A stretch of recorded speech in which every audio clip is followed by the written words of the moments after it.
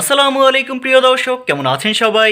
Bakulpur season 2 এর 386তম পর্বে আপনারা দেখতে পাবেন গুডি তালুকদার যখন রুহিকে বলবে ব্যক্তিগত ব্যাপারে হাত দিলে আমিও ব্যক্তিগত ব্যাপারে হাত দিতে বাধ্য হব, তখন রুহি গুডি তালুকদারকে জিজ্ঞাসা করবে আপনি আমার এমন কি ব্যক্তিগত ব্যাপার আছে যাতে হাত দিতে চাচ্ছেন। তখন গুডি তালুকদার রুহিকে বলবে তোকে যে তুলে নিয়ে গেছিলো এ ব্যাপারটি আমি খুব ভালোভাবেই জানি। তুই আমার ব্যাপারে কথা বললি তাই আমি তোর ব্যাপারে কথা বললাম, এছাড়া আমি তোর ব্যাপারে কথা বলতাম না। তখন রুহিকে দেখা যাবে ওখান থেকে রাগ করে চলে যেতে। অন্যদিকে আব্বাস চেয়ারম্যানের সঙ্গে এবার মুসলিম সরকারের দেখা হয়ে যাবে। তখন আব্বাস চেয়ারম্যান মুসলিম সরকারকে জিজ্ঞাসা করবে শাহবাজপুরের লোকজন কোথায়। তখন মুসলিম সরকার উত্তরে বলবে আপনি কি তসলিনের কথা বলছেন। তখন আব্বাস চেয়ারম্যান বলবে দেখেছেন কিভাবে এলাকার নাম বলতেই আপনি ব্যক্তির নাম বুঝে ফেলেছেন। এরপরে মুসলিম সরকার বলবে আমাকে ইঙ্গিত দেওয়াতেই যথেষ্ট, আপনি কি বলতে চান সেটা আমি খুব ভালোভাবেই বুঝি।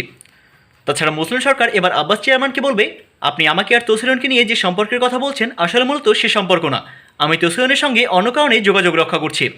তখন আব্বাস চেয়ারম্যান বলবে যাই করে না কেন সম্পর্কের গভীরতা যেন খুব বেশি না হয় সেদিকে খেয়াল রাখবেন।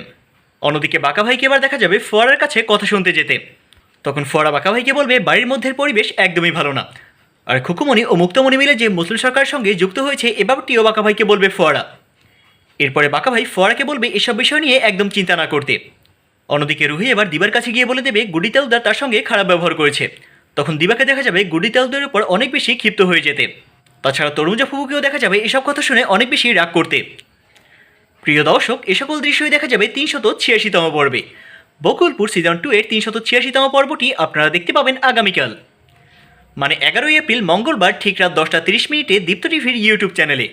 বকুলপুর সিজন 2 এর প্রতিটি এপিসোডের অগ্রিম তথ্য ও সময়সূচি সবার আগে জানার জন্য আমাদের চ্যানেলটিকে এখনই সাবস্ক্রাইব করে রাখুন এবং পাশে থাকা নোটিফিকেশন বেল আইকনটি অন করতে একদমই ভুলবেন না। সবাই ভালো থাকুন, সুস্থ থাকুন এবং রেইন টিভি মিডিয়ার সাথেই থাকুন, এই প্রত্যাশায় আজকের মতো আল্লাহ হাফিজ।